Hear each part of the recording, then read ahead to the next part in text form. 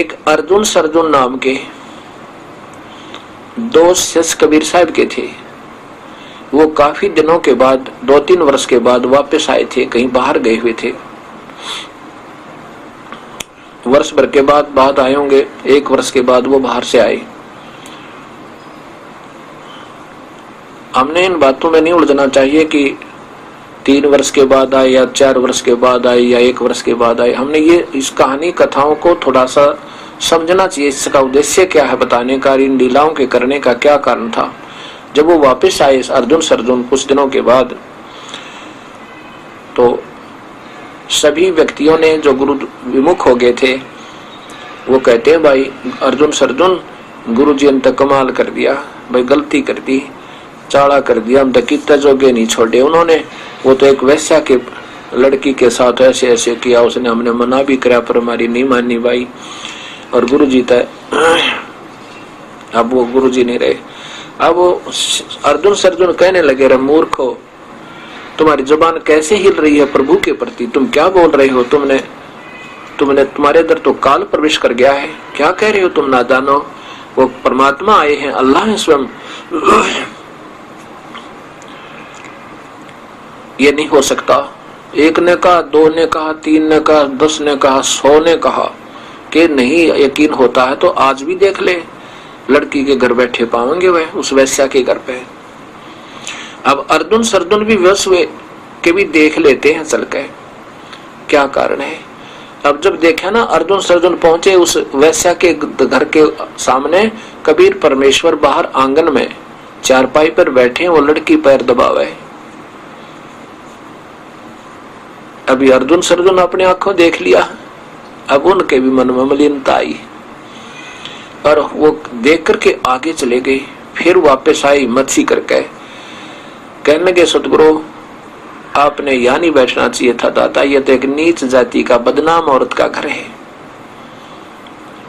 कबीर साहब कहने लगे, अर्जुन सरजुन, जब शिष्य गुरु को सलाह देता है, गाइड करता है, तो समझो वो शिष्य नहीं गुरु हो गया।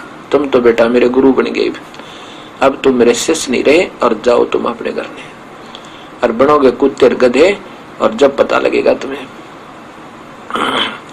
कहा था कि ऊंच नीच में हम रहें, ऊंच नीच में हम रहें, हाड चाम की दे, और अर्जुन सरजुन समझना तुम करना शब्द सने। अरे नादान, तुम इसको शरीर समझ रहे हो, मेरे लिए तो मिट्टी है ये, और हम तो सब सर्वव्यापक हैं, ऊंच और नीच में। राष्ट्रपति भी मेरा शिष्य है तो वहां भी जाऊंगा, और जब कोई एक भंगी है, कोई जुलाहा है, वो भी अगर मेरा शिष्य है मैं तो वहां भी जाऊंगा। ऊंच नीच में हम रहें, ये हाड चाम की दे, सबकी हाड और चाम की दे ही है नादान। और अर्जुन सरजुन समझना तुम करियो शब्द सने, तुम अपना नाम जपो अगर मुक्ति चाहते हो, और नहीं तो भाई अब तुम्हारे अंदर मलिनता आएगी, अब तुम्हारी मुक्ति नहीं हो सकती मेरे इस शरीर तय। अर्जुन सरजुन से कहा कि नादान, अब तुम्हारी मुक्ति नहीं हो सकती मेरे शरीर इस शरीर तय, और जाओ बनो गधे, तुम गुरु को सलाह देते हो।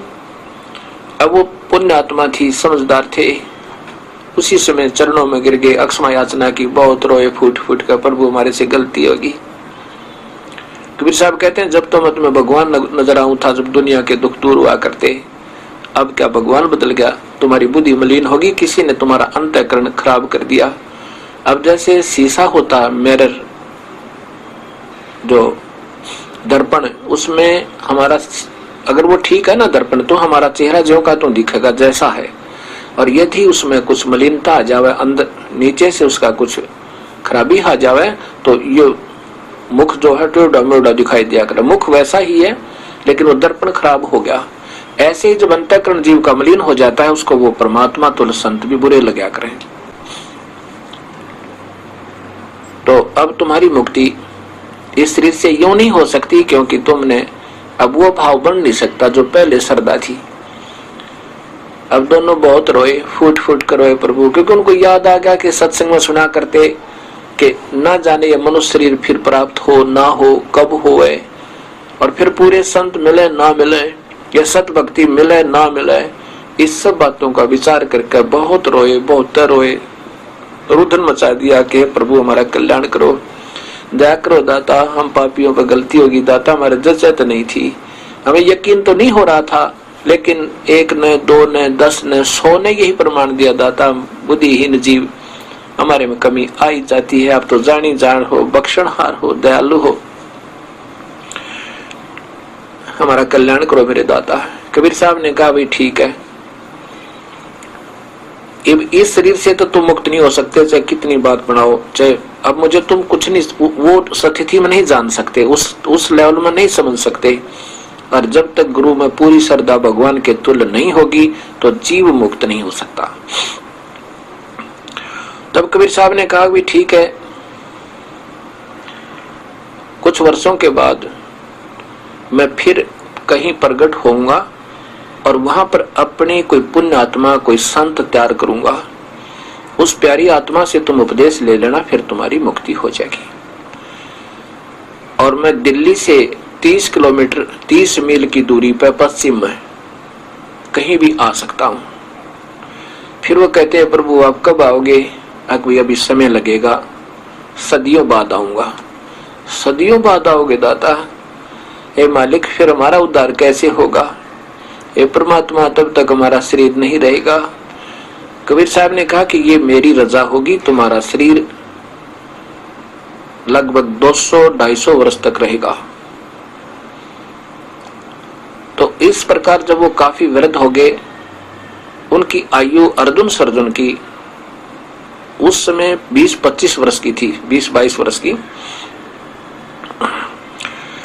और जब कबीर साहब ने आकर मिले उनको, यानी गरीबदास जी को मिले छुटानी में, उस समय गरीबदास जी 10 वर्ष के हो चुके थे। कबीर साहब ने मगहर में सहशरीर जाने की एक लीला की थी सन 1518 में, विक्रमी संवत 1575 में। और फिर गरीबदास जी का छुड़ानी में आदरणीय गरीबदास जी का जो आविर्भाव हुआ विक्रमी संवत 1774 अर्थात सन 1717 में। और कबीर साहब का मिलन उनको खेतों में, नला खेत में, कबलाना साइड गांव है वहां, कबलाना उसकी सीमा के पास, छुड़ानी की सीमा में, विक्रमी संवत सन 1784 में, विक्रमी संवत 1784 में, सन 1727 में कबीर परमेश्वर सतलोक से सहशरीर आए और वहां गरीबदास जी को दर्शन दिया और फिर उनको सतलोक लेकर गए। फिर उनकी आत्मा को वापस भेज दिया, अपना सारी व्यवस्था बता के फिर उसमें अपनी भक्ति प्रवेश कर दी। उस 10 वर्ष के जब गरीबदास जी हो चुके थे 11 वर्ष के, तब आकर 10 वर्ष के को तो उपदेश देने का आदेश हो गया था कबीर साहब से। अब जब वो 11 वर्ष के गरीबदास जी हो गए थे, तब अर्जुन सर्जुन को स्वप्न में कबीर परमेश्वर दिखाई दिए। उसमें अर्जुन सर्जुन, यह हरियाणा के एक सोनीपत जिला है, उसमें खरखोदा एक सब तहसील है। खरखोदा से आगे, खरखोदा से पहले रोहतक के बीच में एक हमायूंपुर गांव आता, छोटा सा।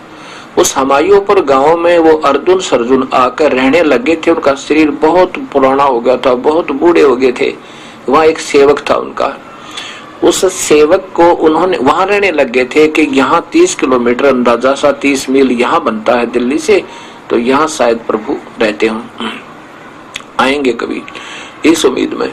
तो जब उनको स्वप्न में दिखाई दिए तो अर्जुन सर्जुन ने जाकर के गरीबदास जी से उपदेश लिया था, जब गरीबदास जी को नाम देने का आदेश कबीर साहब देकर जा चुके थे।